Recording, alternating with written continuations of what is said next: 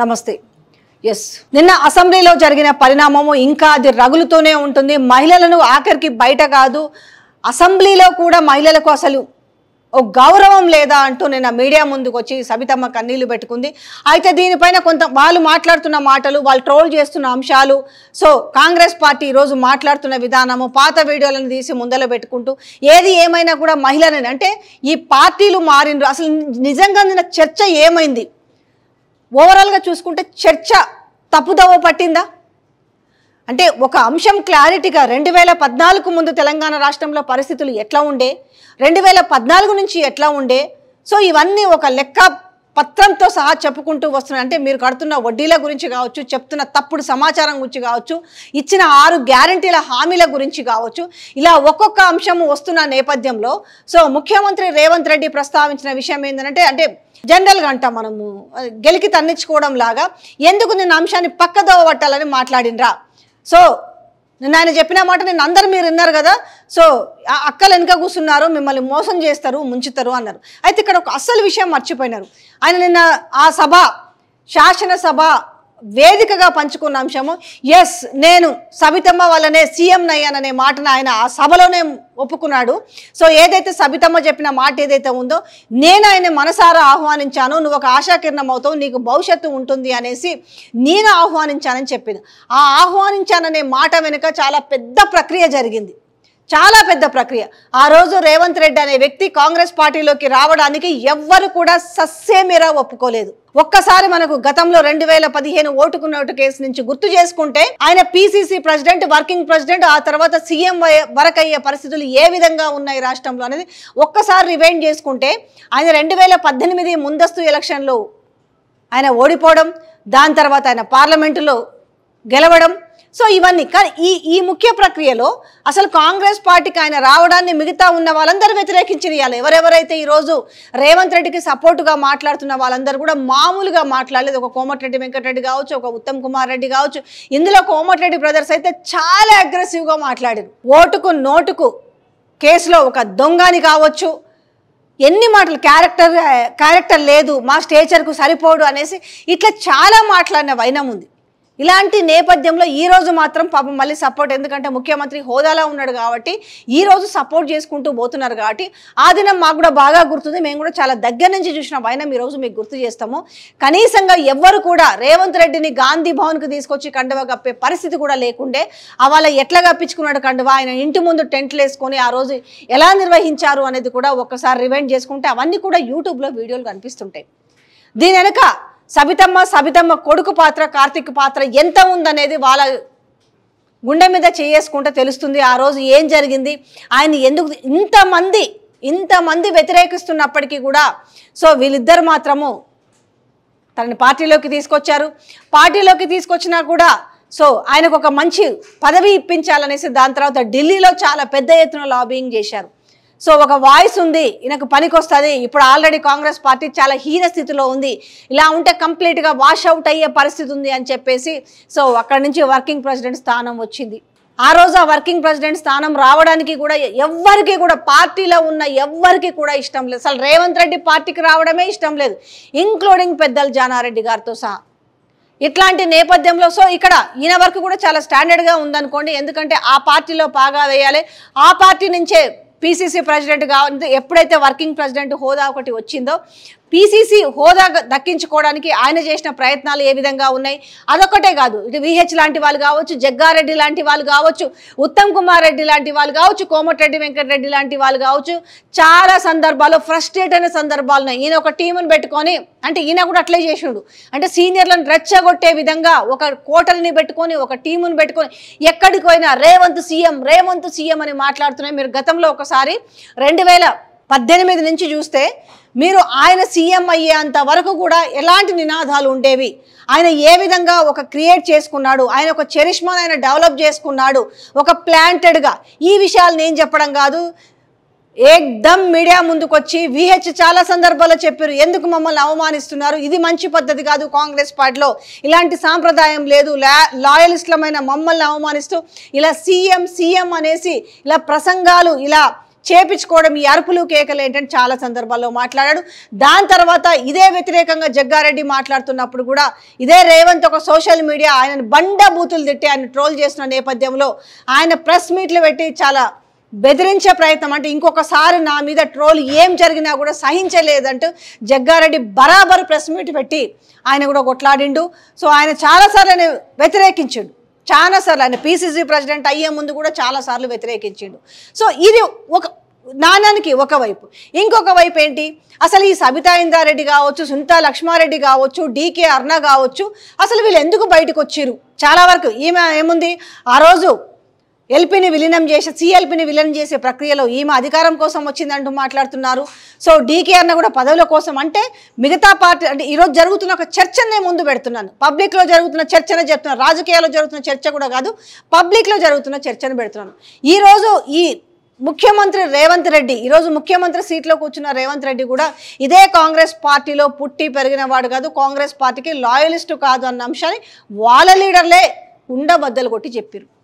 వీళ్ళందరూ పార్టీని మారినవన్నీ పక్కన పెట్టుకొని ఈరోజు వీళ్ళు కబుర్లు చెప్తుంటే భలే గమ్మతిగా ఉంది. అందుకే అంటారు చూడు, గురువింద గింజ సామెత లాగా ఉందన్నట్టు. ఆ రోజు చాలా సందర్భాల్లో మాట్లాడాల్సిన సందర్భం ఉంది.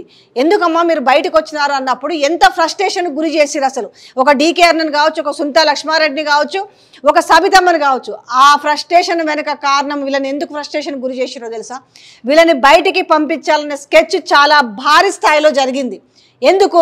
అప్పుడు 2018 నుంచి ఆయన ఒకసారి రాహుల్ గాంధీ అన్నాడు, మహిళని సీఎం చేస్తాను అన్నాడు. తెలంగాణ రాష్ట్రంలో ఇంతవరకు తొలి మహిళా సీఎం అవ్వలేదు, మహిళా సీఎం చేస్తామన్నప్పుడు అక్కడి నుంచి మొదలైంది ఇంకా షురు.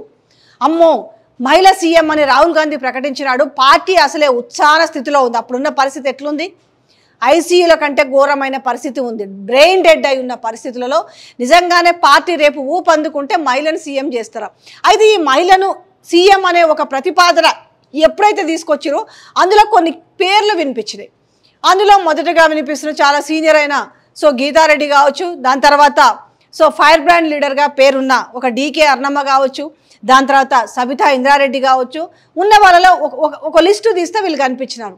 ముఖ్యంగా కొంచెం బాగా ఫైర్గా ఉండి కొంచెం ముందుకు పోయి మిగతా చాలా క్యాబినెట్, ఎందుకంటే కొంచెం గీతారెడ్డికి అప్పటికే వయసు మీద పడుతుండడంతో ముఖ్యంగా ఇద్దరు పేర్లను బాగా ప్రస్తావించారు. ఒకటి డీకే అర్ణ అయితే మరొకటి సబితా ఇంద్రారెడ్డి. ఏం చేయాలి వీళ్ళని? రెండోదప్పుడు రేవంత్ రెడ్డి పిసిసి ప్రెసిడెంట్ కాక ముందుకు ఉత్తమ్ కుమార్ రెడ్డి ఉన్న నేపథ్యంలో ఉత్తమ్ కుమార్ రెడ్డి పిసిసి పదవి కాలం ముగుస్తుండడంతో మళ్ళీ ఒక రేసు మొదలైంది.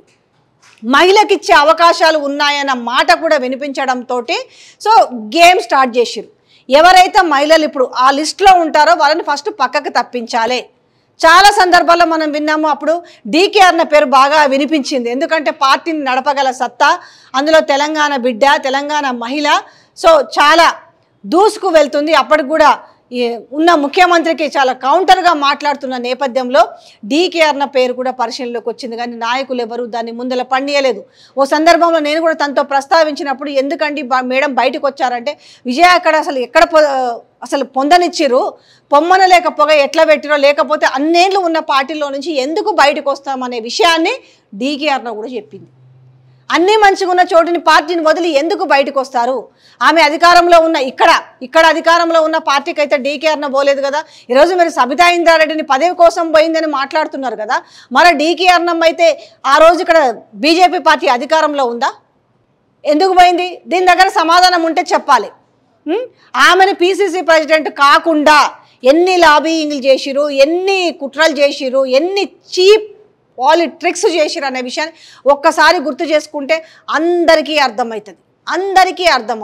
ఇక రెండోది సబితమ్మ విషయానికి వచ్చినప్పుడు కూడా తనను కూడా ఒకసారి చాలాసేపు కూర్చొని డీప్గా తనతో డిస్కస్ చేసినప్పుడు తనకి పోవాలన్న ఉద్దేశం లేకుండా కావాలని ఫస్ట్ ఆమె మీద ఈమె పార్టీ మారుతుంది అనేసి ఒక రూమర్ క్రియేట్ చేశారు.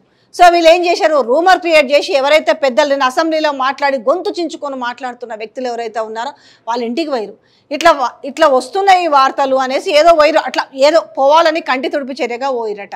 కనీసం వాళ్ళు వచ్చేసి అమ్మ సబితమ్మ నువ్వు ఒక స్టేట్మెంట్ ఇవ్వు అని కానీ, లేదంటే వాళ్ళు కూడా ఈ సబితా ఇంద్రారెడ్డి ఎక్కడికి పోదు కాంగ్రెస్ పార్టీలోనే ఉంటుంది అనేది కూడా వాళ్ళు కనీసం ఒక్క మాట మాట్లాడలేదంట. ఇవాళ నేను ఒక దళిత బిడ్డని, నన్ను సిఎల్పి లీడర్గా నన్ను ఇది చేసిర్రు అనేసి ఆవేశంతో మాట్లాడుతున్న వాళ్ళు కూడా ఆ రోజు సబితమ్మకు సపోర్ట్ చేయలేదనేసి అటువైపు నుంచి వాదన. సో ఎప్పుడైతే వాళ్ళు వచ్చేసి ఇంట్లో కూర్చొని ఏదో డిస్కస్ చేసారు కదా, మీడియా ఉన్నప్పటికీ కూడా మీడియాకు ఒక్క మాట సబితమ్మ వెళ్ళదు అనే ఒక్క మాటను కూడా చెప్పలేకపోవడంతో వాళ్ళు హర్ట్ అవ్వడం. అంటే ఇంత ప్రక్రియ జరుగుతుంది, పార్టీ మారాము అనే విషయంలో ఎంత ప్రక్రియ ఉంటుందనడానికి చెప్తున్న ఉదాహరణ. సో దాంతో భాగంగా ఏమైంది, ఆమె మళ్ళీ ఇప్పుడు 2023లో బీఆర్ఎస్ బీఫామ్ పైన గెలిచి ఈరోజు అసెంబ్లీకి పోతే చర్చ మంచిగా ఉండాలి, గౌరవంగా ఉండాలి, కానీ ఆయననేమో మోసం చేసి మరి ఒక విధంగా ఆమె న్యాయమే చేసింది కదా. రేవంత్ రెడ్డి ఇలా సీఎం అయినా అంటే సబితక్క చెప్తే వచ్చినాను అని చెప్పిండు కదా. మరి ఇట్లాంటి నేపథ్యంలో మల్కాజ్గిరిలో నన్ను నిలబడమని చెప్పిన తర్వాత ఆమె నన్ను మోసం చేసిపోయింది అన్నట్టు. మోసం ఎట్లయితుంది, సపోర్ట్ చేసింది కదా.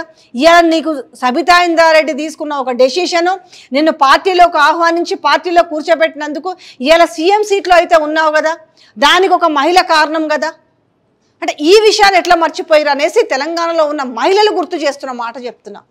మంచిగా జరిగింది కదా, మీకు చాలా శుభశకునంగా మిమ్మల్ని రమ్మని ఆహ్వానించింది, మల్కాజ్గిరిలో నిలబడమని చెప్పింది సబితక్కే అని చెప్పి మీకు తెలంగాణ రాష్ట్రంలో మంచి అక్క తమ్ముడు అనే మంచి మీకు రిలేషను ఉన్న నేపథ్యంలో సో మళ్ళీ నేను అక్కలు మోసం చేసిరు, నిన్ను కూడా మోసం చేస్తుంది అని అంటే ఎందుకు అనుకోవాలి. ఇవాళ నిన్ను సీఎం చేసింది, మరి రేపు అక్కడ కేటీఆర్ని కూడా సీఎం చేస్తుందేమో కదా. మోసం ఎక్కడుంది, ఇది నిన్ను సీఎం కాకుండా అడ్డుకొని ఉండుంటే అది మోసం అవుతుంది. మరి అక్కడికి పోయి కేటీఆర్ని కూడా సీఎం చేస్తుందేమో అన్న దాంట్లో న్యాయం ఉందేమో అనేసి మీకు సోషల్ మీడియాలో కామెంట్స్ రూపంలో కానీ లేకపోతే మీరు చూడండి ఒకసారి ఎన్ని ట్రోల్స్ వస్తున్నాయనేసి. అంటే నిన్న మొత్తం కూడా సభని పక్కదోవ పట్టించడానికి అర్థం లేని అంశాన్ని నేను తీసుకొచ్చారు. అసెంబ్లీ సమావేశాల ప్రతి నిమిషానికి అయ్యే ఖర్చు అంతా కూడా ఎవరిది, తెలంగాణ ప్రజలది. కానీ ఈరోజు వ్యక్తిగత విషయాలు, మీ రాజకీయ విషయాలు మాట్లాడుకోవడానికి కాదు కదా సభ.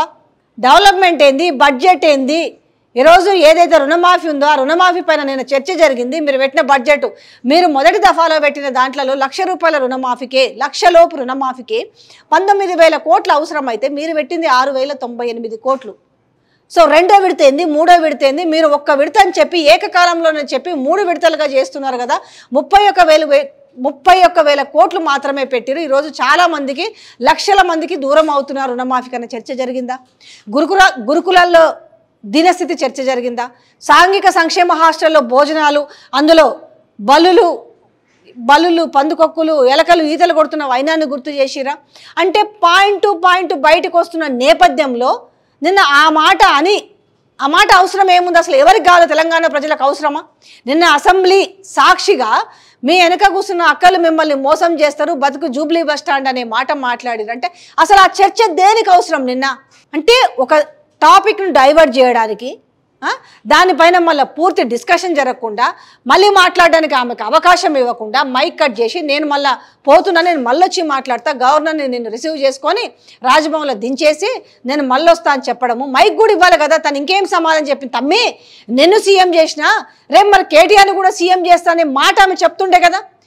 మీరు కనుక అవకాశం వస్తే బరాబర్ ఆ విషయం చెప్తుండే కదా. ఇలా ఆ యొక్క సెలవుతోనైతే నువ్వు సీఎం అయినావు కదా. ఆ ఎక్కతో సెలవుతో సీఎం అయ్యి మోసం చేసింది అని మాట్లాడుతుంటే శాసనసభలో నిండు సభలో అక్కలు మోసం చేసిరు అని మాట్లాడిన మాట మరి తెలంగాణ ప్రజలు ఏ విధంగా చూసుకుంటారో నాకు అర్థం కాలేదు. ఏది ఏమైనా ఈ సంస్కృతి అనేది మంచిది కాదు. ఏ ముఖం పెట్టుకొని అసెంబ్లీకి వచ్చినామనే మాట ఏంది అసలు? అది ఇప్పుడిప్పుడే నేను ఆమె చెప్తుంది కదా, ఎమోషన్ అయి ఉంటుంది కదా. నేను ఆమె కన్నీళ్లను వృధా చేస్తూ మీరు వెకిలిగా మాట్లాడుతూ వెకిలిగా ట్వీట్లు చేస్తున్న వైనము రేపు మీకు తగలదా? అసలే ఆడలతో పెట్టుకోదురా నాయన, ఆడోళ్ళ కన్నీటి ఉసురు తాకుతుంది అనేసి మనకు నానుడి ఎప్పటి నుంచో ఉంది. అలాంటిది మీరు శాసనసభలో ఒక మహిళని కన్నీళ్ళు పెట్టడం ఏంది? 20 ఏళ్ల పాటు మీ కాంగ్రెస్ పార్టీలోనే ఉంది కదా, 20 ఏళ్ల పాటు దాంట్లో అవమానాలు జరగలేదా? తను కూడా చెప్పొస్తుంది తన వర్షను.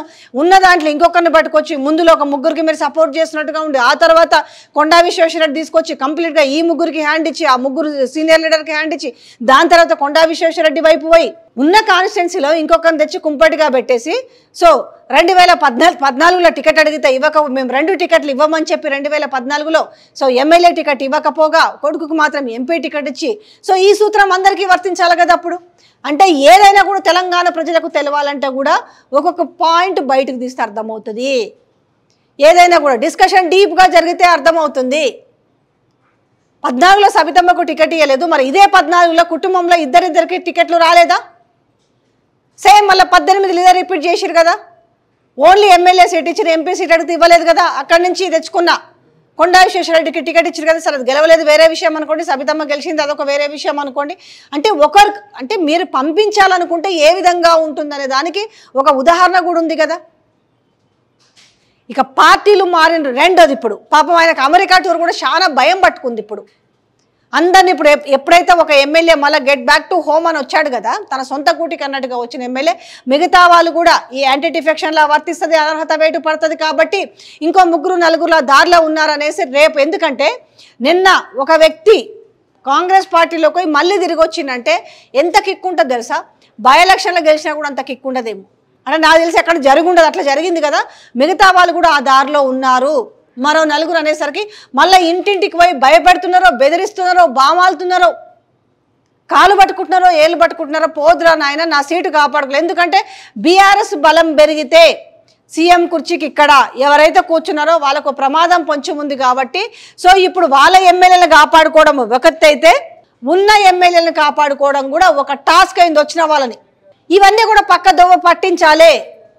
సో ఇదంతా కూడా ఒక ప్లాంటెడ్గానే జరిగిందనడానికి నేను ఇన్ని ఉదాహరణలు చెప్పుకొచ్చి, నాకు కావాలని నిన్నంతా రచ్చరచ్చ కావాలని అసెంబ్లీలో కావాలని తెలంగాణ ముఖ్యమంత్రి ఆ మాటని నీ వెనక కూర్చున్న అక్కలు నిన్ను ముంచుతారు, నీ బతుకు జూబ్లీ బస్ స్టాండ్ అనే మాట తీసుకొచ్చిందంటే చర్చని తప్పుదోవ పట్టించడానికి, తెలంగాణ ప్రజలను అంటే అక్కడ ఆలోచన రేపే అంశాలు బయటకు వస్తున్నాయి కాబట్టి వాళ్ళు ఆలోచించకూడదు, చర్చ అనేది వేరే దాని మీద డిస్కషన్ రావాలి అనేసి ఆ చర్చ జరిపారు.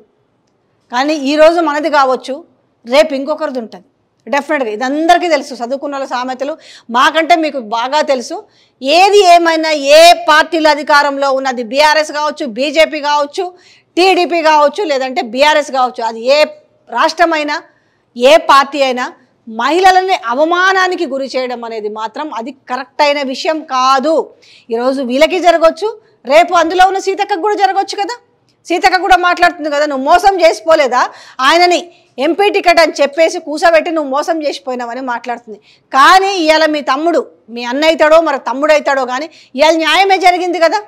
సబితమ్మ పార్టీలోకి ఆహ్వానించి సబితమ్మ నీకు మంచి మాటలు చెప్పి సబితమ్మ పదవులు ఇప్పించుకుంటూ పోయిన తర్వాత ఇవాళ సీఎం అయిందనంటే మరి ఆమె దీవెనలే కదా, ఆమె చల్లని మాటలతోటే కదా, ఆమె బ్లెస్సింగ్స్ తోటే కదా. మరి ఈ విషయం ఎందుకు మర్చిపోవాలి?